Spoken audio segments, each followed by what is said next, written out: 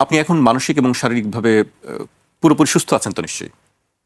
আলহামদুলিল্লাহ। আমি আসলে যে জেলখানায় থাকাকালীন বা রিমান্ডে, আয়না ঘরে এগুলোর অনেক টর্চার গেছে শরীরের ওপরে। আহ, শরীর স্বাভাবিক হতে ডাক্তার এখনো সময় লাগবে বলে জানিয়েছে। তো ঔষধ চলছে এখনো। তো অনেক সময়, তো প্রায় 3 বছর শরীরের ওপর দিয়ে অনেক ঝড় গেছে। সেগুলো স্বাভাবিক হয়ে উঠতে আরো দীর্ঘমেয়াদী সময় লাগবে। সেই সময়টা আসলে কেমন ছিল, একটু আমি যদি পেছনের দিকে যেতে চাই, জিজ্ঞেস করি যে আপনাকে। আমার প্রথম তো 2020 সালের 21 সালের, ওটা মনে হয় মে মাসের 4 তারিখে জি। সম্ভবত। আমার বাড়ি থেকে, গ্রামের বাড়ি কুষ্টিয়া জেলার সদর থানা পাটিকাবাড়ি ইউনিয়ন ডাবিরাভিটা গ্রামে, ঈদের পরে বাড়িতে ছিলাম। ওই সময় আমার নিয়ে আসে ডিবি থেকে, ঢাকা থেকে ওনারা যায়। আমার বাড়ি, গ্রামের বাড়িটা উপরতলায় ছিলাম আমি, সরাসরি ওনারা উপরে যায়। ওখান থেকে নিয়ে আমি গাড়ির ভেতরে জিজ্ঞাসা করলাম অফিসারকে যে আমাকে ইবি থানায় নিয়ে যাবেন, যেহেতু আমাদের ইবি থানার ভেতর ইসলামী জি। বিশ্ববিদ্যালয়, নাকি সদর থানায় নিয়ে যাবেন কুষ্টিয়া। বলছে না, আমরা ঢাকা থেকে এসেছি, ঢাকায় নিয়ে যাব। তো এই সময় হয়তো 2টা 2:30 বাজে। ঢাকায় আসতে আসতে প্রায় রাত 12টা 1টা বেজে গেল। সে ওনারা যে কোন জায়গায় নিল তখন আমি তো বুঝি নাই। পরবর্তীতে শুনলাম যে ওটা ডিবি অফিস, ওই যে মন্ত্রীপাড়া, জি। মিন্টু রোড, যেটা মিন্টু রোডের ওই জায়গায় মাটির নিচে যে ঘরগুলো আছে, প্রথমে আমার ওখানে নিয়ে যায়। আমি যেয়ে দেখি ছোট ছোট ঘর, অনেকগুলো মানুষ আছে। এরপরের দিন শুনলাম মামলা দিয়েছে, সন্ত্রাস বিরোধী মামলা। এরপরে আরও অনেকগুলো বিভিন্ন ধারায় মামলা দিয়ে আমার কোর্টে চালান দিল। পরের দিন পরে রিমান্ড দিল। প্রথমে মনে হয় 10 দিন চেয়েছিল, 7 দিন দিয়েছিল। রিমান্ডে কি হয়েছিল আপনার সঙ্গে? রিমান্ডে টর্চার করেছে, মানসিক এবং শারীরিকভাবে বহু টর্চারের শিকার হয়েছিলাম। কেমন, এবং সেটা কি আমরা একটু জানতে পারি দর্শকরা যে আসলে কি মানে ধরনের? অফিসার যেগুলো ছিল সবই তো মনে হচ্ছে যে একেবারে দলীয় পরিচয় নিয়ে থাকে সব। মানে সে ছাত্রলীগ থেকে উঠে আসা, মানে কোনো অফিসারের কোনো কাজকর্ম তাদের ভেতরে নেই। এই ধর কাট মার ধর, এইরকম আচরণ তাদের, অ্যাক্টিভিটিস ওই রকম। ওই প্রথম দিকে তো ভালোই জিজ্ঞাসা করছিল যে কি কি হয়েছে সে শুরু থেকে, কিন্তু পরবর্তীতে ওরা কিছু শিখিয়ে দেয়। প্রায় 9-10টা পয়েন্ট দেয় আমার সামনে, যেগুলো যে আদালতে ম্যাজিস্ট্রেটের সামনে বলা লাগবে। না, এই মিথ্যা কথাগুলো আমি বলতে পারবো না। বিশেষ করে আমি আকিজ গ্রুপে চাকরি করতাম। আকিজ গ্রুপের খতিব ছিলাম আমি, ওনাদের কেন্দ্রীয় মসজিদের জি। ওই যে আদ্দিন জি। হাসপাতাল। আকিজ গ্রুপকে জড়িয়ে দেওয়া লাগবে সন্ত্রাসী কর্মকাণ্ডে, বা ওনারা আপনাকে গাড়ি দিয়েছে চলাফেরা করার জন্য, ফ্ল্যাট দিয়েছে একটা থাকার জন্য মগবাজারে, জি। এইগুলো উগ্রপন্থী জঙ্গিবাদ এগুলো ছড়ানোর জন্যে ওরা দেয়। এই কথাটা আপনি ম্যাজিস্ট্রেটের সামনে আদালতে বল। আমি রাজি হইনি। এরপরে জামাত ইসলামের বিরুদ্ধে কিছু দেয় যে এইগুলো বলা লাগবে, যে জামাত একটা উগ্রবাদী সন্ত্রাসী সংগঠন, তারা আপনাকে দিয়ে এই কাজগুলো সারা দেশে করাচ্ছে। অথচ আমি ওই সময় তো জামাতের সাথে মানে 100 ভাগ জড়িত না, আমি সাপোর্ট করতাম এতটুকুই। আমি কোনো পদেও ছিলাম না বা তাদের রিপোর্টও রাখতাম না জি। ওই সময় পর্যন্ত। জি। এরপরে তো যতগুলো টর্চার করা যায়, যত রকমের, আমার মাথার চুল থেকে পায়ের তালু পর্যন্ত কোনো জায়গা ওরা বাকি রাখেনি। এবং আমার আগে যাদেরকে নিয়ে গেছে তাদের তো অবস্থা আরও ভয়াবহ, নখ তুলে ফেলেছে, চামড়া তুলে ফেলেছে। এরপরে বাকি আরও ঝুলিয়ে রাখা, মানে মারধর যা আছে ওগুলো তো দেখেছি নিজের চোখে। জি।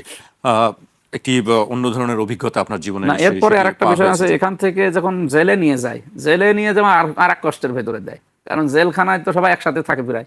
আর আমার এই গেছে আমার নর্মাল একটা মামলা, অথচ রেগেছে ফাঁসির কন্ডেম সেলের ভেতরে, একা একা 24 ঘন্টা তালা মারা, যোগাযোগ বিচ্ছিন্ন।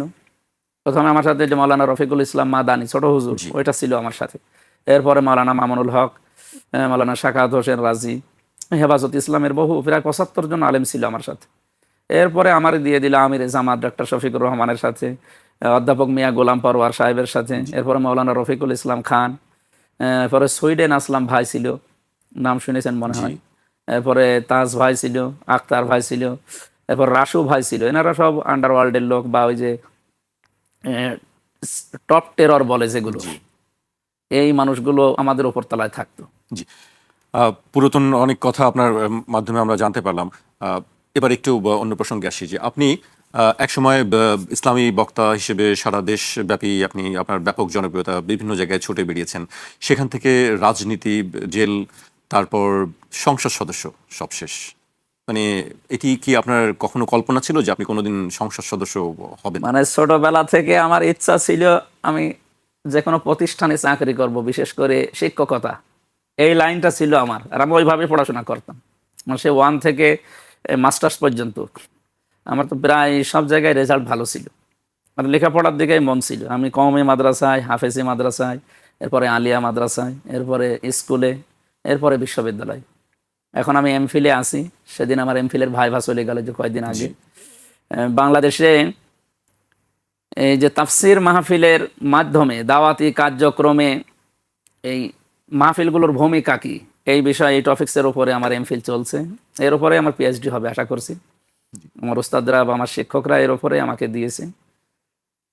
তো আমি যে লাইনে থাকার কথা, আসলে তো ওই লাইন হইল না। এখন আল্লাহ নিয়ে এসেছে এই লাইনে। এমনকি জেল কেন ওই লাইনে তো আপনি এখনো আছেন, এখনো আপনার অনেক সারা দেশব্যাপী কোটি কোটি আপনার অনুসারী আছে। মাহফিলগুলো তো এখন আর ওইভাবে যায় না। ওই সংসদ চলাকালীন সময় তো যাওয়া হয় না, শুধু শুক্র শনিবারে যায়, ছুটি থাকে ওই সময়। তাও তো 6 মাস 1 বছর আগে ডেটগুলো নেওয়া হয়। আজকে যেমন আছে, আজকে মাহফিল আছে ময়মনসিংহ বিভাগের শেরপুরে। গতকালকে শুক্রবার ছিল, কালকে একটা মাহফিল ছিল নারায়ণগঞ্জ ফতুল্লাহ। এরকম সপ্তাহে হয়তো 2টা বা 1টা করে, মাসে 4-5টা করা হয়। সেখান থেকে সংসদ সদস্য হিসেবে আপনি এই কাজটিকে আপনার কাছে কেমন মনে হচ্ছে? মানে এটা তো নতুন একটা অভিজ্ঞতা বা নতুন জগৎ। এ বিষয়ে তো একেবারে কিছু জানতাম না। বিশেষ করে সংবিধান, কার্যপ্রণালী, সংসদের মন্ত্রণালয়গুলো, ওখানে যারা আছে অনেকে এই 2বার, 2-3বার, 5বার, 7বার পর্যন্ত তারা এমপি আছে, মন্ত্রী আছে, তাদের অনেক অভিজ্ঞতা আছে। তো এবার আমাদের এই 300 জনের ভেতরে প্রায় 279 জনই নাকি 220 জন, 219 জন, 20 জন আমরা সব নতুন। আর ওই 50 জন যে নারী সদস্য আছে যারা, ওরাও অনেকেই নতুন। সেই হিসাবে একটু কষ্ট হয়ে যাচ্ছে। আর লেখাপড়া করা লাগছে, সংবিধানটা পড়া আয়ত্ত করা লাগছে, কার্যপ্রণালী দেখা লাগছে, সংসদের নিয়ম নীতি সব তো আলাদা। ওখানকার নিয়ম তো কিছুই জানতাম না, সব এখন নতুন করে সেই মনে হচ্ছে 1, 2, 3, 4 যেভাবে পড়তাম ওইভাবে পড়ে। সংসদের বিষয়টি যেহেতু আপনি বললেন, সেই প্রসঙ্গে এসে গেল। সংসদে আপনি সম্প্রতি একটি বক্তব্য রেখেছেন যেটি নিয়ে সারা দেশব্যাপী ব্যাপক আলোচনা সমালোচনা হচ্ছে, অনেকে নিন্দা করছেন। সেটা কি আপনার জ্ঞাতসারই, নাকি আসলে ওই যে না জানার কারণেই আপনি এই ধরনের বক্তব্য করেছেন? বডি শেমিং নিয়ে যে কথাগুলো বলা হচ্ছে, ওই যে মানে পেট জি নিয়ে, জি জি, না এটা একটা মিডিয়া সন্ত্রাস এবং তথ্য বিভ্রাট করে ওরা আমাকে কালার করার জন্য অনেকে লেগে আছে। আমি তো ওই দিন মানে 1.5 ঘন্টা বক্তব্য দিয়েছিলাম এক মাহফিলে। ওটা মনে হয় মাহফিলটা ছিল মানিকগঞ্জ না, দেখো ওই লাইনে ছিল। তা আমি কথা বলার ক্ষেত্রে দুর্নীতিবাজ মানুষ যারা, এই মানুষগুলোর পেট ভুঁড়ি যেগুলো বড় হয় মানুষ, আমি উদাহরণ দিতে গিয়ে বলেছিলাম যে এরা এই যে ব্রিজ, কালভার্ট, রাস্তাঘাট, মানুষের এই যে টিয়ার কাবিখা, এই সমস্ত সম্পদগুলো যারা আত্মসাৎ করে, আমিও তো এগুলো জানতাম না। এখন এর ভেতরে এসে দেখছি যে সরকারের বহু কিছু আসে একজন এমপির জন্য, সে সরকারি দলের হোক, বেসরকারি দলের হোক, এমনকি স্বতন্ত্র হোক, প্রত্যেকের জন্য কিন্তু বাজেট সমান। কিন্তু বাজেট সমান হলেও তো কাজ হয় না। 100 টাকা আসলে 30 টাকার কাজ করে 70 টাকা খেয়ে ফেলে। তো এই খেয়ে কি করেন আপনারা? এই যে ভুঁড়ি বড় বড় হয়, পেট বড় বড় হয়, এগুলো তো আমাদের মা বোনেরা বা আমার নারীরা যারা সদস্য আছে তারা তো এই সমস্ত এমপিদের পেট দেখলে লজ্জা পাবে। তো এখানে তো আমি মেয়েদেরকে কোনো কিছুই বলি নাই। হ্যাঁ, নাম বলেছিলাম কয়েকজন নারী সদস্যর, আমার বোনদের, কারণ তারা ওখানে উপরে বসে থাকে। ওই যে কয়েকজনের নাম বলেছিলাম, ওনাদের নাম আমি আর নিতে চাই না, কারণ আবার কোন পানি কোন দিকে নিয়ে যাবে, মিডিয়ার কাজ তো।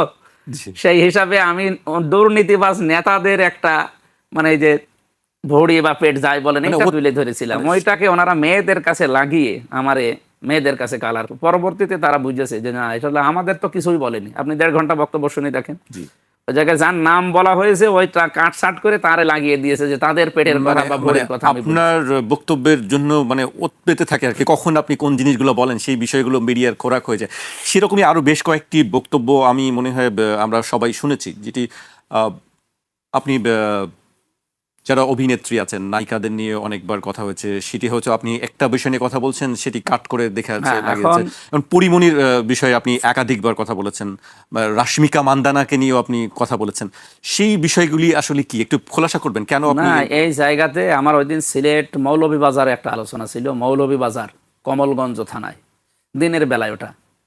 তো সেখানে মেয়েদের উপস্থিতি অনেক বেশি। আমারে কমিটির লোকজন বলল যে মেয়েদের উপরে কথা বলবেন, মেয়েদের দায়িত্ব কর্তব্য। তো আমি হজরত হাওয়া আলাইহিস সালামের উদাহরণ দিয়ে শুরু করেছিলাম যে পৃথিবীতে 4 জন মহিলাকে আল্লাহ সবচাইতে সুন্দরী করে বানিয়েছে, তার ভেতর হাওয়া আলাইহিস সালাম একজন, আমাদের আদি মাতা। তো ওনার যে সৌন্দর্য, এরপরে জোলাইখার নাম আছে, এগুলো সব হাদিস থেকে নেওয়া। এরপরে হজরত ইব্রাহিম আলাইহিস সালামের প্রথম স্ত্রী হজরত সাহারা বা সারা জি, রাদিয়াল্লাহু তাআলা আনহু, 4 নম্বর সম্ভবত ফাতেমা।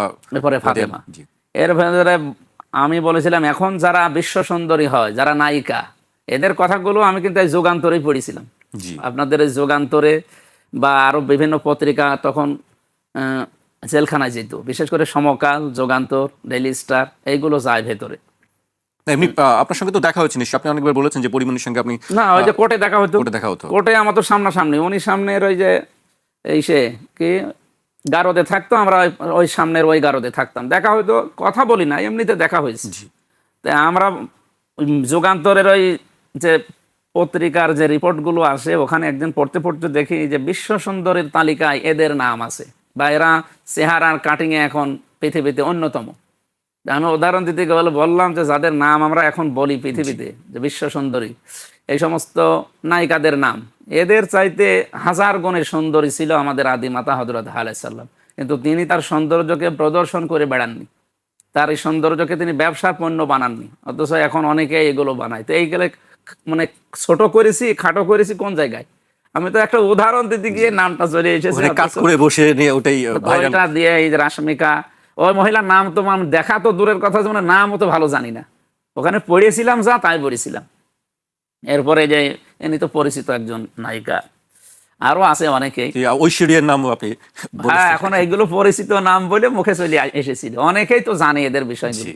আমি ওনাদের বিষয়গুলো তুলতে চাইনি, খালি উদাহরণ হিসাবে নামগুলো নিয়ে এসেছিলাম, বুঝিয়েছিলাম যে পৃথিবীর বিশ্ব সুন্দরী এরা না, বিশ্ব সুন্দরী ছিল আল্লাহর তৈরি করা হযরত হাওয়া আলাইহিস সালাম। উনি কোনোদিন অশ্লীলতা, বেহায়াপনা, এই সৌন্দর্য প্রদর্শন করেননি। সুতরাং আমাদেরও উচিত এগুলো পণ্য হিসাবে ব্যবহার না করা। জি। আরেকটি বিষয় আমরা দেখি সবসময় যে আপনারা যারা ধর্ম প্রচার করেন, ধর্মের কথা বলেন, তাদের মধ্যে এক ধরনের বৈপরীত্য কাজ করে। কখনো কখনো আমরা দেখি আপনি হয়তো একটা কথা বলছেন, আরেকজন দেখা যাচ্ছে সেটির বিরোধিতা করছে। আমি নাম বলবো না, সম্প্রতি আপনি একটি বিষয় বলেছেন যে আমাদের মহানবী সাল্লাল্লাহু আলাইহি ওয়াসাল্লাম সঙ্গে বলেছেন তিনি সংবাদ বাহক, সাংবাদিক, এই কথা বলেছেন। কিন্তু এটি নিয়ে আবার আপনার সমালোচনা শুরু হয়ে গেল। এটা সাংবাদিকদের সংবর্ধনা অনুষ্ঠান ছিল আমার কুষ্টিয়াতে। পুরা কুষ্টিয়া জেলায় যত সাংবাদিক আছে বিভিন্ন পত্রিকার, টেলিভিশনের, ওনাদেরকে, যেহেতু আমি ওই সময় সংসদ সদস্য নির্বাচন করছি, এই জন্য আমাকেও দাওয়াত দেয়, আরও যারা আছে 5-6 জন ছিল তাদেরকেও দাওয়াত দেয়। তো আমার কথা বলতে দেয় যে সাংবাদিকদের সম্মান, মর্যাদা এবং দায়িত্ব কি। আমি তখন উদাহরণ দিতে গিয়ে বলেছিলাম যে নাবা শব্দ থেকে এই সংবাদ মানে নাবা, জি, যে সেখান থেকে নবী, আল্লাহর নবীরা আল্লাহর সংবাদগুলো অথেন্টিক যেগুলো ওহির মাধ্যমে পেতেন ওইগুলো প্রচার করতেন। তা আপনারাও যারা সাংবাদিক, আপনাদের উচিত, আপনাদের সম্মান কিন্তু অনেক। আমরা সবাই আপনাদেরকে বলি যে মহান পেশা, সাংবাদিকতা একটা মহান পেশা। এই পেশাকে যদি সত্যিই মহান বানাতে চান, নবীরা, রসুলরা যেভাবে আল্লাহর সংবাদগুলো মানুষের কাছে পৌঁছিয়ে দিতেন, তারা এক ধরনের সাংবাদিক ছিলেন। তা আপনারাও সাংবাদিক, কিন্তু ওই ওহির সাংবাদিক না। আপনারা বিভিন্ন মানবতার সংবাদগুলো সত্যটা প্রকাশ করবেন, তাহলে নবীদের সাথে কিয়ামতের দিন আপনাদেরও হাসর হবে। তো এখানে আমি আল্লাহর নবীদের কথা বলতে গিয়ে ওহির সংবাদ বুঝিয়েছি, আর আপনাদের ক্ষেত্রে বলতে গিয়ে যারা এই যে সাধারণ সংবাদ কালেক্ট করেন তাদের কথা বুঝিয়েছি যে আপনাদের মর্যাদা কিন্তু অনেক, কলমের অনেক দাম। নুন আল কলামি ওয়া মা ইয়াসতুরুন মা আনতা বিনিআমাতি রাব্বিকা বিমাজনুন, এই আয়াতের ব্যাখ্যাও করেছিলাম ওই দিন, যে কিয়ামতের দিন আল্লাহ রাব্বুল আলামিন কলম, এই কলম দিয়ে মানুষ যা লেখে, এই লিখিত জিনিসের কসম দিয়েছেন। সুতরাং আপনাদের হাতে সাংবাদিকতা যারা করেন, কলম আছে, যা মনে চায় তাই লিখবেন না। সত্য বিষয়গুলো যদি তুলে আনতে না পারেন, আপনার সাংবাদিকতা করার দরকার নেই। এটা পেশাটা অনেক দামি পেশা।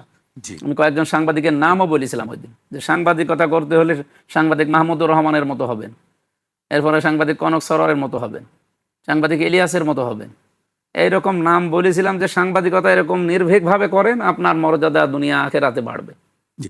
সেই কথার পরিপ্রেক্ষিতে থেকে আপনাকে বলা হয়েছিল যে এটি ওই যে কাটছাঁট করেছে, যেটা ওহির সংবাদ আর আপনাদের সাধারণ ওহির সংবাদটা বাদ দিয়েছে, দিয়ে আপনাদেরকে নবীর সাথে মিলিয়ে দিয়েছে। আমি কি পাগল হয়ে গেছি বা আমার কি সেন্স নেই যে আমি নবীদের সাথে আপনাদের মিলিয়ে দেবো?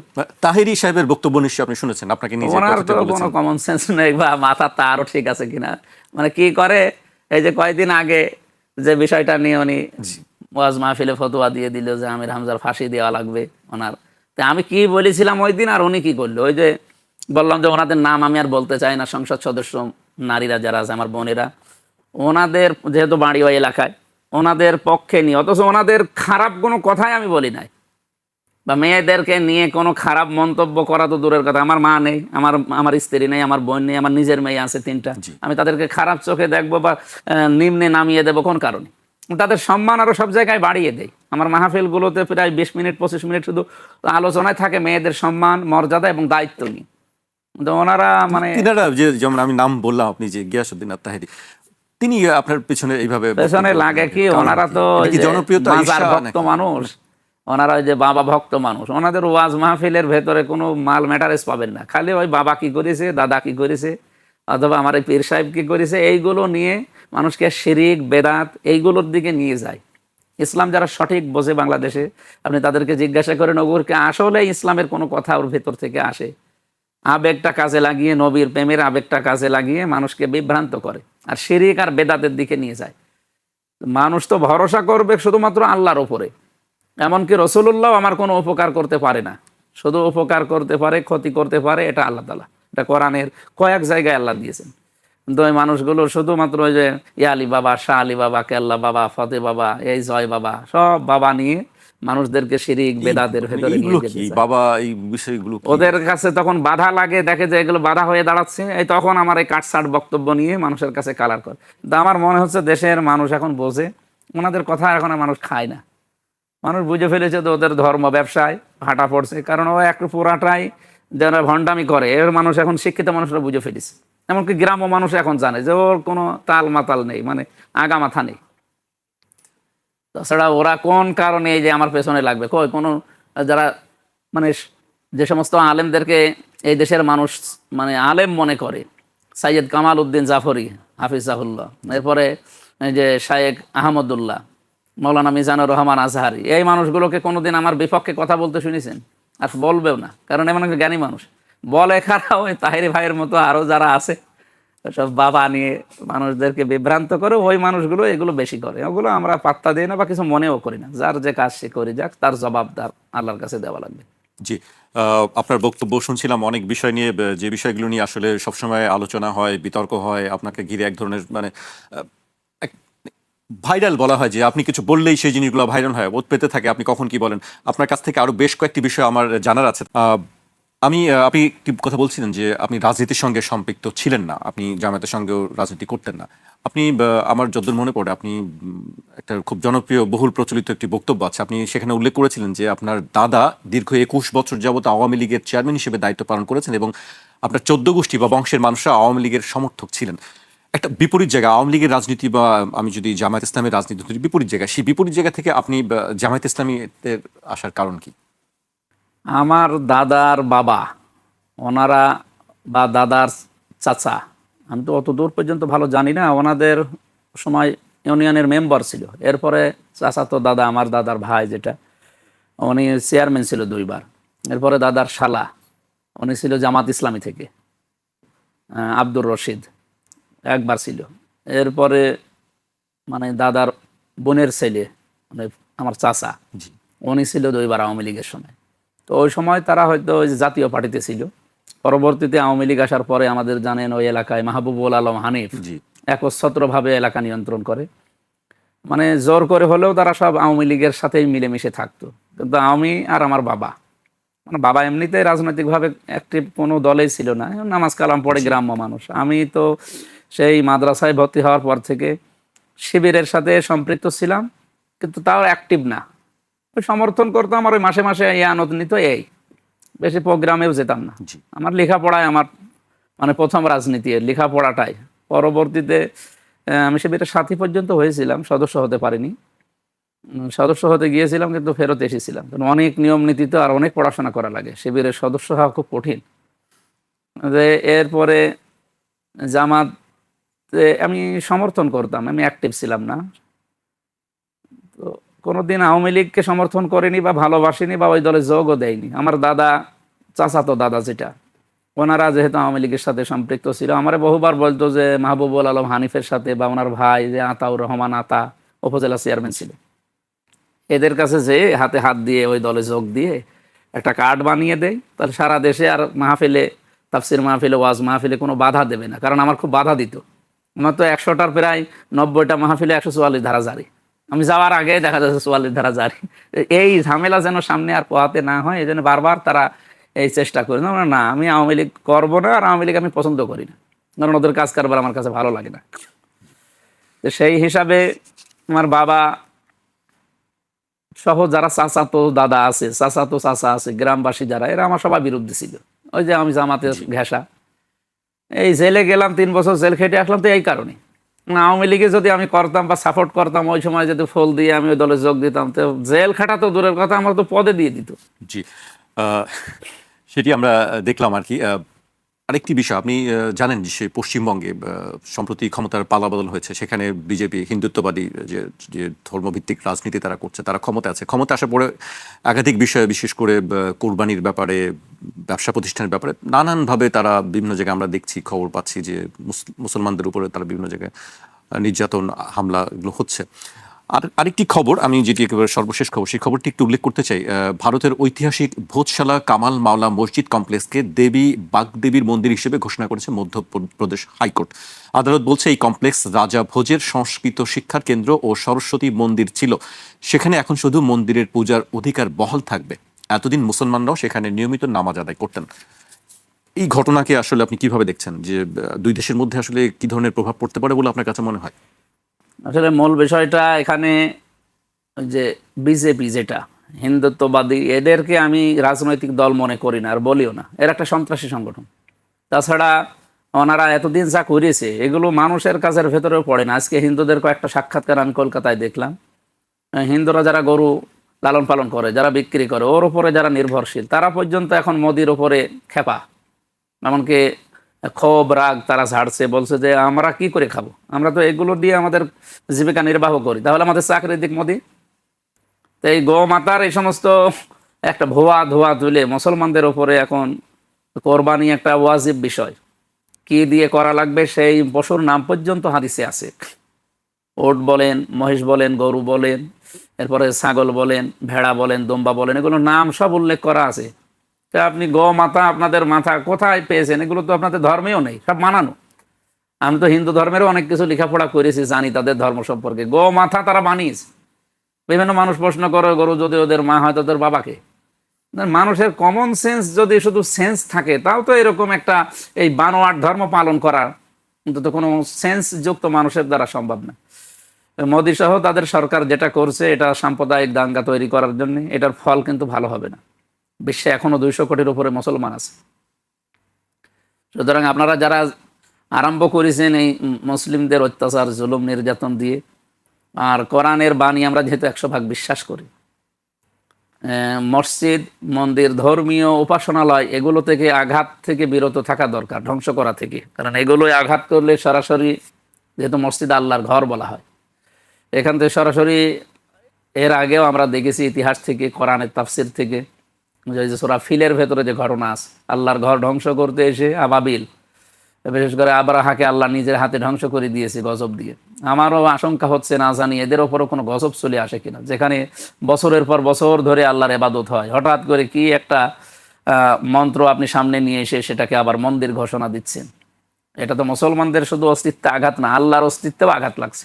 সুতরাং আল্লাহ যদি কোনো সেন্স, মানে কোনো অ্যাকশন নেয়, তখন তো আপনারা বাঁচতে পারবেন। আপনাদের সতর্ক করছি, হয়তো আপনারা আল্লাহকে বিশ্বাস করেন না, কিন্তু আমরা যারা বিশ্বাস করি সেই বিশ্বাসের জায়গা থেকে বলছি, আশা করছি আপনারা বিরত থাকবেন এই নিকৃষ্ট, এই অবৈধ কাজ থেকে। আমরা এখন বাংলাদেশে যদি ধোয়া তুলি যে এখানে মাত্র 4% হিন্দু আছে, আমরা 92% মুসলমান, অন্যান্য ধর্মের আরও 4%, সব মিলে 100%। 92% মুসলমান আমরা এখন আওয়াজ তুলি যে ঢাকেশ্বরী মন্দিরে তা 100 বছর আগে বা 500 বছর আগে এই জায়গায় আমাদের মসজিদ ছিল, আপনি মেনে নেবেন? সচেতন হিন্দু যারা, এই মানুষগুলো এগুলো সাপোর্ট করছে না। ওদের দেশেও দেখেন অনেক হিন্দু মুসলমান সবাই মিলে, এই শুভেন্দু অধিকারী নামে যে লোকটা, এরে দেখলেই সেই কুকুরকে যেভাবে মানুষ তাড়ায় সেভাবে তাড়া দিচ্ছে। আসলে এদের তো মানুষত্ব নষ্ট হয়ে গেছে।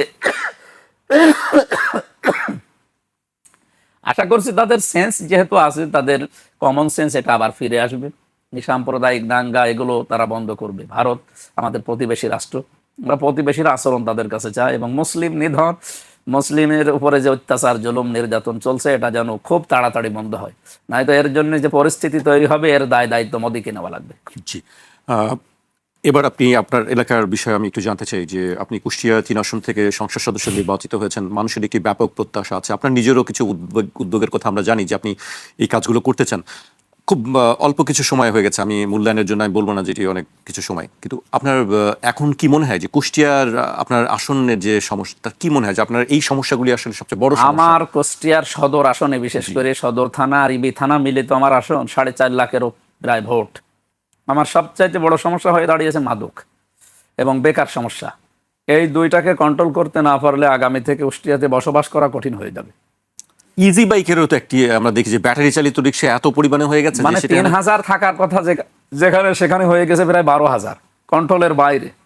তে আমার প্রথম 100 দিনের তালিকা ছিল যে আমরা প্রত্যেকটা অফিস আদালত, সরকারি বেসরকারি, এগুলো জনবান্ধব করে তুলব।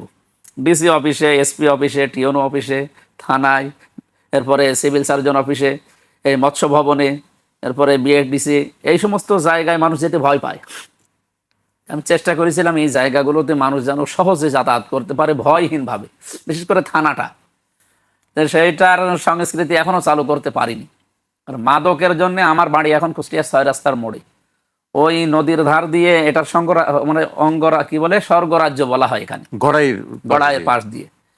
এখানে আমি প্রায় আমার যে লোকজন আছে যাদের সাথে পরিচিত তাদেরকে নিয়ে কোন কোন স্পটে বিক্রি হয় এগুলো, এবং খুচরা বিক্রেতা কারা, এবং এখানে যারা পাইকারি আছে, কারণ এগুলোর সাথে সম্পৃক্ত সবার সাথে পরিচিত, ওখানে দায়িত্বে যারা আছে তারা, বিশেষ করে প্রশাসন, সব জানে। আমি 27 জনের লিস্ট করেছিলাম খুচরা, আর পাইকারি প্রায় 37 জন।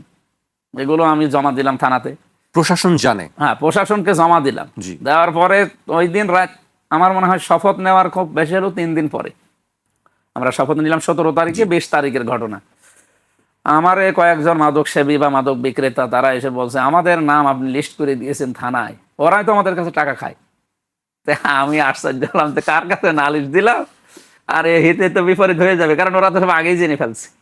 দ্বিতীয় কয়েকদিন, মানে 5-6 দিন আগে আমি পুরা লিস্টটা একেবারে কম্পিউটার করে আমি কুষ্টিয়ার যিনি নতুন এখন ডিসি সাহেবের কাছে দিয়েছি। উনি আমাকে মেসেজ দিয়েছে পরে যে আমি অ্যাকশন নিচ্ছি। তো এখনও শুরু হয়নি। আমার মনে হয় মাদক সমস্যা, ছিনতাই, কিশোর গ্যাং এবং চাঁদাবাজি করে অনেক। কুষ্টিয়াতে বাংলাদেশের একটা মানে নাম হয়ে গেছে। কারা চাঁদাবাজি করছে কারা, এদের নাম বলা এখন ঠিক হবে? আমরা তো জানি অনেকের নাম কুষ্টিয়াতে। তা আমরা এই সব সমস্যার সমাধানের মূলে হচ্ছে, আমার মাথায় যেটা আসে, বাস্তবতা দেখছি, মানুষের কর্মসংস্থান দরকার। প্রতিদিন আমার বাড়ির সামনে এসে, আমার অফিসে অন্তত 100-150-200 যুবক যুবতী এসে আমাদের কাজ দেন।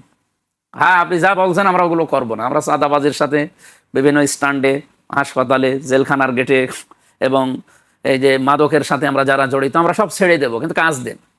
আমি এই উদ্যোগটা সামনে সংসদে অলরেডি তুলে ধরেছিলাম, বিভিন্ন মন্ত্রণালয়ের সাথে যোগাযোগ করি, যে আমার কুষ্টিয়াতে জায়গা প্রায় 10,024.91 একর জায়গা পড়ে আছে, মানে আমার আসনের ভেতরে। এটা সরকারি খাস জমি।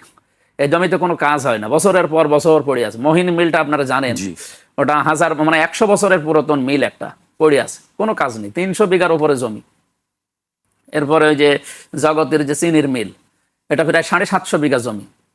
আমার হরিপুর, আমার ইউনিয়ন, মানে আমাদের ভেতরে, আমাদের সদর থানার একটা ইউনিয়ন, 1 নম্বর ইউনিয়ন, ওখানে নদীর চরে মোহনায় প্রায় 1000 একরের উপরে জমি পড়ে আছে। আমরা কয়েকবার দেখে এসেছি। আমি কয়েকটা মন্ত্রীর সাথে কথা বললাম, তারা বলছে কোন মন্ত্রীর আন্ডারে? পর্যটন মন্ত্রী, বাণিজ্য মন্ত্রী, পানি সম্পদ মন্ত্রী, ভূমি মন্ত্রী, শিল্পমন্ত্রী, এদের সাথে কথা বললে ওনারা বলছে দেখেন কার আন্ডারে আছে, দেখে আপনি আমাদেরকে জানান, হয় ব্যক্তিগতভাবে বা বিদেশকে দিয়ে আমরা কাজে লাগাই। তো সেই হিসাবে চায়নাকে আমি বলেছি, জাপানকে বলেছি, এনাদের সাথে কথা অলরেডি হয়েছে, তারা জায়গাটা দেখতে যাবে। মোহিনী মিলটা আর ওই যে হরিপুরের এই 1000 একরের উপরে, এটা দেখে ওনারা চুলি, ওই যে বৈদ্যুতিক যে চুল্লি আছে, এইটা বিদেশে পাঠাবে তারা। আর আমারে বলেছে আমরা 8-10 হাজার মানুষ আপনার কাছে নেব, আমি তো এইটাই চাচ্ছি যে আমার 10,000 মানুষ কাজ করান, কর্মসংস্থানের কর্মসংস্থান করে দেন যুবক যুবতীদের, যার যে যোগ্যতা আছে ওই হিসাবে প্রতি মাসে যদি 20-25,000 30,000 টাকা একটা মানুষ, গ্রাম্য মানুষ উপায় করতে পারে, আমার মনে হয় সে আর এই এই মাদকের সাথে, এই চাঁদাবাজের সাথে, ছিনতাইয়ের সাথে আর জড়িত হবে না। এরপরে মোহিনী মিলটা নিয়েও আমার একটা উদ্যোগ আছে, ইকোনমিক জোন ঘোষণা করি, যেমন আদমজি জুট মিল নারায়ণগঞ্জে ইকোনমিক জোন ঘোষণা করে দেখেন তারা দাঁড়িয়ে গেছে, ওই জায়গাটাও এরকম করে দেন, আমরা একটা গার্মেন্টস বানাই, 8-10 হাজার মানুষ কাজ করতে পারবে, জগতি মিলেও 8-10 হাজার মানুষ কাজ করতে পারবে। এই যে 18-20 হাজার মানুষ যদি কাজ করে খেতে পারে, আমার এলাকায় আর বেকার সমস্যা থাকবে না, আর বাকি সবগুলো আমরা কন্ট্রোলে নিয়ে আসতে পারবো। মেডিকেল কলেজটা চালু করতে পারলে 23টা বিভাগ আছে, ওখানে 100 কোটি টাকার মেশিন পড়ে আছে সরকারের, অথচ এক যুগ পার হয়ে গেল কিছুই হয়নি। বিভিন্ন বাধা আছে, সে বাধাগুলো আমাদের যিনি আগে এমপি ছিলেন তিনি হয়তো এভাবে উদ্যোগ নেয়নি, আমরা এখন উদ্যোগ নিচ্ছি। এবং স্বাস্থ্য বিভাগের অতিরিক্ত মহাপরিচালক এখন কুষ্টিয়ার ডাক্তার জাহিদ রায়হান, খুব ভালো মনের মানুষ এবং অনেক মানে উপরের দায়িত্বে আছে, উনি ইচ্ছা করলে পাল্টাতে পারবে। আশা করছি আমাদের বিভাগ 23টায় চালু হবে এবং 1,500-2,000 মানুষের কর্মসংস্থান এই হাসপাতাল কেন্দ্রিক তৈরি হবে ইনশাল্লাহ। জি, আপনার এলাকায় শিল্প, সাহিত্য, সংস্কৃতির বিকাশের ক্ষেত্রে কি অবস্থা দেখছেন? সেগুলি কি শিল্পের বাধার সম্মুখীন হচ্ছে নাকি মানে আমাদের এই যে সরকারের এখন যে অবস্থান, প্রায় 52,000 কোটি টাকার শুনলাম যে ঋণ এই 2-2.5 মাসে, সেখানে বিআরবি কেবল আমাদের কুষ্টিয়ার, আপনারা জানেন বিআরবি কেবল ওই এলাকার জন্যে, বিআরবির যে সমস্ত ফাংশনগুলো আছে অলরেডি একটা ফাংশনে যে 12-13 দিন আগে বন্ধ হয়ে গেছে, প্রায় 600 শ্রমিক তারা ছাঁটাই করে দিয়েছে। তারা বলছে যে আমরা পারছি না, ওই গ্যাসের সমস্যা, তেলের সমস্যা, কারণ এগুলো না হলে চালাবে কি দিয়ে। তো এখন ক্রাইসিস যেহেতু আস্তে আস্তে অন্তত দূর হচ্ছে তেলেরটা, গ্যাসেরটা, আবার ওখানে যদি মানুষগুলো কাজ করতে পারি, আর বাংলাদেশের এখন মনে হয় সবচাইতে বড় হাই রাইজ বিল্ডিং হচ্ছে বিআরবি কেবলের এই যে হাসপাতাল, যেটা আপনি অল্প কিছুদিন কুষ্টিয়ায় গেছেন কিনা জানি না, বিশাল বিল্ডিং তৈরি হয়েছে প্রায় 42 তলা। এটা যদি পূর্ণাঙ্গ চালু হয়ে যায়, দেশ বিদেশ থেকে উনি বিআরবি কেবলের যিনি মালিক আছেন আলহাজ মজিবুর রহমান মঞ্জু সাহেব, মজনু সাহেব, উনিও বাইরের দেশ থেকে ডাক্তার নিয়ে আসবে। সাংস্কৃতিক কর্মকাণ্ড বাধার মুখে পড়বে কিনা? সাংস্কৃতিক কর্মকাণ্ডে আমরা অশ্লীলতা চাই না, এমনি সাংস্কৃতিক রাজধানী কুষ্টিয়া সবাই জানে, সেখানে লালনের এবং রবীন্দ্রনাথ ঠাকুরের 2টা স্মৃতি বিজড়িত জায়গা আছে বড় বড়। আমরা চাই তারা তাদের যে নিয়ম নীতিগুলো আছে মার্জিতভাবে পালন করুক, ইসলামের বাইরে, মানবতার বাইরে কোনো অশ্লীল কাজ করে আমাদের কুষ্টিয়া জেলার যেন বদনাম না হয়। গাজার একটা বদনাম আছে আমাদের কুষ্টিয়া জেলার লালনের মাঝে সেউড়িয়ায়, আমরা চাই ওই জায়গায় এবার যদি গাজা না খেয়ে মধু খাওয়ানো যায়, দুধ খাওয়ানো যায়, খেজুর খাওয়ানো যায়, তো মানুষের স্বাস্থ্য ভালো থাকবে আর এই বদনামটা আস্তে আস্তে কমবে। আমরা এরকম উদ্যোগ নিতে চাই, যদিও ওটা আমার আসনের ভেতরে না, ওটা 4 নম্বরে যিনি আছেন আফজাল ভাইয়ের, আফজাল হোসেন এমপি সাহেবের আন্ডারে, ওইটা আমার তো ওই পর্যন্ত এরিয়ায় শেষ, ওই ব্রিজ পর্যন্ত। আপনি টেবিলে উঠে বক্তব্য দিয়েছিলেন, সেটি নিয়েও আলোচনা আছে যে আপনি টেবিলে কেন উঠে বক্তব্য মানে ওই জায়গায় নির্বাচনের আগে ওই যে ছোট ছোট খণ্ড খণ্ড সমাবেশ করতাম, তো ওইটা মনে হয় ইবি থানার ভেতরে, ওটা মির্জাপুর না বলরামপুর এলাকায় একটা হাই স্কুল ময়দান, প্রাইমারি স্কুলে, সেখানে মানুষের সংখ্যা এত বেশি মানে দেখার জন্য, নারী পুরুষ একেবারে মানে ভেঙে গেছে। সামনে নারী পুরুষের যেখানে হয়তো চেয়ারের সিস্টেম করা আছে 500, সেখানে হয়ে গেছে 5,000, পুরা 2-3 ইউনিয়নের মানুষ চলে এসেছে, মানে কর্তৃপক্ষ শেষে কন্ট্রোলের বাইরে। আর আমার যেখানে বসতে দিয়েছে ওই যে বাচ্চারা বসেছে টেবিলে চেয়ারে, যে কি বলে ওটা, মানে স্কুলে তো বেঞ্চি 2টা থাকে, একটা ছোট একটা বড়, ওই যে বসার ওই বেঞ্চি দিয়েছে। এখন আমি যেখানে বসে আছি ওখান থেকে পেছনের কেউ দেখতে পাচ্ছে না, হয়েছে আরম্ভ করেছে, তখন আমার বলছে কাজ করেন আপনি একটু উপরে উঠে দাঁড়ান। আমার ওই সেন্স তখন ছিল না যে এটা নিয়ে আবার নেগেটিভ কিছু তৈরি হবে, আমি উপরে উঠে দাঁড়িয়েছি, কিনা ছবি তুলে ছেড়ে দিয়েছি। জি, একটু ধর্মীয় বিষয় নিয়ে আসি, যেহেতু আপনি এই ধর্মীয় বিষয় নিয়ে অনেক বছর ধরেই কাজ করছেন, দিনের দাওয়াত দিচ্ছেন, ধর্ম প্রচার করছেন মানুষের মাঝে। সামনেই কোরবানি আছে, আমরা জানি কোরবানি নিয়ে অনেক বিভিন্ন মাসালা আছে, সেই বিষয়গুলো নিয়ে অনেক সময় মানুষের মধ্যে একটি বিভ্রান্তি কাজ করবে, কি করবে, কয়জনে দেওয়া যাবে বা মাংসগুলো কিভাবে ভাগ করা হবে, এই বিষয়গুলো নিয়ে সবসময় আলোচনা আছে। আপনার কাছে শুনতে চাই এটি আসলে সঠিক কি, ব্যাখ্যাটা কি? কোরবানির ইতিহাস হযরত আদম আলাইহিস সালাম থেকে এটা চলে আসা, এটা 2-1 দিন 5 দিনের ব্যাপার না। সূরা মায়েদার 27 নম্বর আয়াতে আপনি দেখবেন তাফসীর সহ, ওয়াতলু আলাইহিম নাবা আবনাই আদম বিল হক, এই আয়াতের তাফসীর পড়তে গিয়ে আমি অনেক জায়গায় আয়াতের তাফসীর করেছি। যে হে নবী, আপনি তেলাওয়াত করে তাদের সামনে আদম আলাইসাল্লামের সন্তানদের ঘটনাটা সত্য সহকারে শোনান। তো এই ঘটনা তো সেই পৃথিবীর প্রথম। এই ঘটনা আমাদের জন্য কি মেসেজ দেয় বা কি দরকার? কোরবানি এই শব্দটার বাস্তব অর্থ হচ্ছে উৎসর্গ করা, ত্যাগ করা, ছেড়ে দেওয়া বা আত্মসমর্পণ করা কোনো জিনিসের সামনে। তা আমরা সূরা কাউসারেও তো সূরা কাউসারে আছে, ইন্না আতাইনাকাল কাউসার ফাসাল্লি লিরাব্বিকা ওয়ানহার। এখানে নাহার মানে কোরবানির ওই যে পশু জবাই করার যে রক্ত, এই অর্থে আসে, কিন্তু এখানে একেবারে সরাসরি আছে অতলু আলাইহিম নাবা আবনাই আদম বিল হক। নবী ও আদম আলাইসাল্লামের যে ঘটনা, তার সন্তানদের যেখান থেকে কোরবানি চলে আসতেছে, এটা শুধু ইব্রাহিম আলাইসাল্লাম থেকে না, আদম আলাইসাল্লাম থেকে আসছে। এটা আপনি আপনার উম্মতদের সামনে শোনান। এটা মানুষ যেন তার সব কিছু আল্লাহর সামনে সঁপে দেওয়ার জন্য তৈরি থাকে। এটা কবুল হবে কাদের? আয়াতের শেষের দিকে আছে, দেখবেন ইন্নামা ইয়াতাকাব্বালুল্লাহু মিনাল মুত্তাকিন। যে মানুষগুলো নিজেদেরকে সংযম করতে পেরেছে, পরহেজগার যারা নিজেদেরকে কন্ট্রোল করতে পারে, মানে একেবারে মন মতো জীবন চালায় না, এই মানুষগুলোর কোরবানি, ত্যাগ, তিতিক্ষা, কষ্ট, ক্লেশ যাই বলেন, এগুলো আল্লাহর দরবারে কবুল হয়। আমরা যদিও কোরবানি পেয়েছি আমাদের জাতির পিতা হযরত ইব্রাহিম আলাইসাল্লামের, ইসমাইল আলাইসাল্লামের জীবনী থেকে, সেখান থেকে যে নিয়মটা, এই নিয়মে আমরা মুসলিম জাতিরা কোরবানি করে থাকি।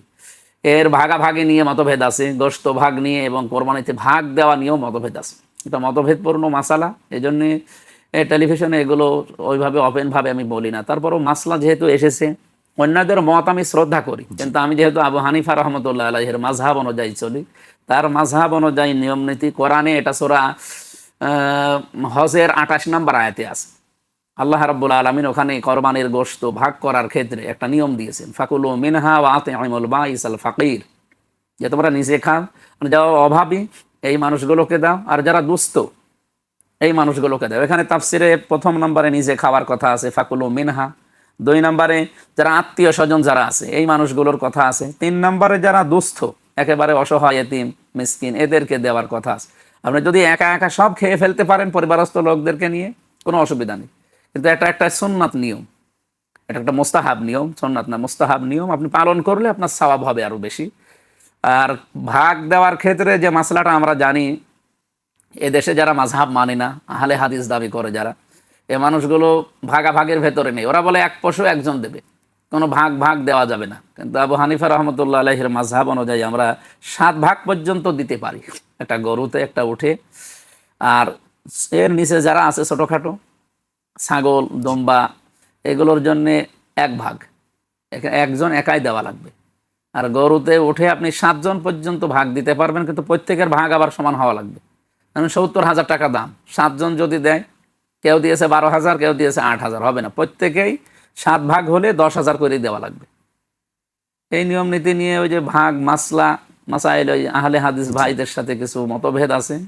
তারপরও আমি ওদেরটাও আমি সম্মান করি, কিন্তু আমরা মানি না, কারণ আমরা তো আর আহলে হাদিসের ওই নিয়ম নীতি মেনে চলি না। আমরা যে নিয়ম নীতি মেনে চলি সেটার কথা আপনাদের জানালাম, যে এইভাবে আমরা করি, আপনারাও আশা করছি করবেন। এর পেছনে কোরআনের দলিল আছে, হাদিসেরও দলিল আছে, ওনাদেরও দলিল আছে। আমি বললাম আগেই যে আমি কারো মতকে অশ্রদ্ধা করিনি, ওনাদের শ্রদ্ধা করি, সম্মান করি, কিন্তু মানি না, মানি আমাদেরটা। আবু হানিফা ধর্মীয় বিষয়ে আরেকটি বিষয় খুবই আলোচনার বিষয়, যে জামায়াত ইসলামের ব্যাপারে আমি বলি যে নারীদের একটা থাকে, যে আশঙ্কা থাকে জামায়াত ইসলাম ক্ষমতায় আসলে নারীদের স্বাধীনতা বন্ধ হয়ে যাবে, তারা ইচ্ছা মতন ঘোরাফেরা করতে পারবে না, তাদের পোশাকের প্রতি একটা বাধ্যবাধকতা দাঁড় করানো হবে। আপনি ধর্মীয় দৃষ্টিকোণ থেকে বিষয়টি একটু ব্যাখ্যা করবেন কি? আসলে পোশাক আশাক এগুলো তো আল্লাহর দেওয়া। এই লিবাস ও তাকওয়া কোরআনে সূরা আরাফের ভেতরে আছে। শয়তান জান্নাতের ভেতর থেকে আদম আর হাওয়াকে বের করে দেবে, আমি তাফসির পড়ে যা বুঝেছি, এটা শয়তানের উদ্দেশ্য ছিল না। শয়তানের উদ্দেশ্য ছিল যে তাদেরকে বস্ত্রহীন অবস্থায় উলঙ্গ করে দেখব, এটা ছিল শয়তানের উদ্দেশ্য। এই জন্যে ধোকা দিয়ে বোকা বানিয়ে হযরত আদম আলাইসাল্লাম এবং হাওয়াকে তারা ওই গন্ধম গাছের কাছে নিয়ে ফল খাওয়িয়ে পুরা পোশাক তাদের খুলে যায়। সূরা আরাফের বিভিন্ন আয়াতে তাফসিরগুলো আছে যে তাদের এই ফালাম্মা যাকা শাজারাতা ফাদাত লাহুমা সাওয়াতুহুমা ওয়া তাফিকা আলাইহিমা মিন ওয়ারাকিল জান্নাহ, তাদের পোশাকগুলো আল্লাহ খুলে নিলেন বা খুলে গেল। শয়তানের উদ্দেশ্য ছিল, আয়াতের তাফসির পড়ে আমি যেটা বুঝি, যে উলঙ্গ অবস্থায় দেখব আদম আর হাওয়াকে, তাদের লজ্জাস্থান উন্মুক্ত করে। তাহলে শয়তান কিন্তু যৌনবাদী, ও যৌনতা ছড়াতে ভালোবাসে। কিন্তু আমরা যারা আল্লাহর বান্দা বান্দি, অন্য ধর্মের লোক হন, কোনো মানুষকে চায় যে আমি উলঙ্গ হয়ে চলি? কেউ চায় না। সুতরাং মেয়েদের এই জুজুর ভয়টা যারা দেখিয়েছে, ইসলাম ফোবিয়া, আমরা একেবারে গ্যারান্টি দিয়ে বলছি, যদি ইসলাম ক্ষমতায় আসে বাংলাদেশে, বিশেষ করে জামাত ইসলামী বাংলাদেশ, আপনাদের প্রত্যেকের স্বাধীনতা থাকবে, কিন্তু মার্জিত পোশাক পরে আপনি থাকবেন। জি আপনি জি একেবারে শেষ পর্যায়ে চলে এসেছি আমি। আপনি সবসময় সারা দেশব্যাপী তাফসির করেন, কোরআনে তাফসির। কোন বিষয়টি আপনার বারবার বলতে ভালো লাগে, বা কোনটি আপনাকে আসলে বেশি আবেগপ্রবণ করে তোলে? একটা হাদিসের আলোচনা আমি বেশি করি সারা দেশে, সাতাফতারিকু উম্মতি আলা সাবিঈনা ওয়া সালাসা, এই হাদিসটা, যে নবীজি বলেন আমার উম্মতের ভেতরে অতি শীঘ্রই ৭৩টা দল হবে। ইহুদিদের দল ছিল ৭১টা, খ্রিস্টানদের দল ছিল ৭২টা, আর আমার উম্মতের ভেতরে দল হবে ৭৩টা। কুল্লু ফিরকাতিন মিনান নার, প্রত্যেকটা দল জাহান্নামে যাবে ইল্লা ওয়াহিদা, একটা মাত্র দল বাদ দিয়ে। সাহাবীরা প্রশ্ন করলেন, কিলা ইয়া রাসূলুল্লাহ মান হিয়া, ওই দলটা কারা? নবীজি বলেন, মা আনা আলাইহি ওয়া সাহাবী, ওই দলের পরিচয় হচ্ছে যারা আমি নবী এবং আমার সাহাবীদের আদর্শের উপরে আছে। আমার এই হাদিসটা পড়লে ভয় হয়, যেখানে যেহেতু ইহুদি খ্রিস্টানদের কথা নবী বলেন নাই, মুশরিক বা বৌদ্ধ হিন্দু এদের কথা বলেন নাই, বলেছেন উম্মাতি, একালিপটা আন আছে। তার মানে আমার উম্মতের ভেতরে দল হবে ৭৩টা। তা আমরা যারা এই দেশে ৯২% মুসলমান, ওই ৮% নয় বাদ দিলাম, আমরা তো অন্তত মুসলিম যারা দাবি করি তারা তো নবীর উম্মত। আমাদের এই উম্মতের ভেতরেই দল হবে ৭৩টা, আর এই ৭৩-এর ৭২-ই যাবে জাহান্নামে, একটা দল মাত্র জান্নাতে যাবে। আমার সবসময় মানুষকে আমি এটা বোঝাই যে আপনারা চিন্তা করবেন আমি কি ওই এক দলে আছি, নাকি ওই ৭২ দলের ভেতরে বা কাতারের ভেতরে পড়ে গেলাম।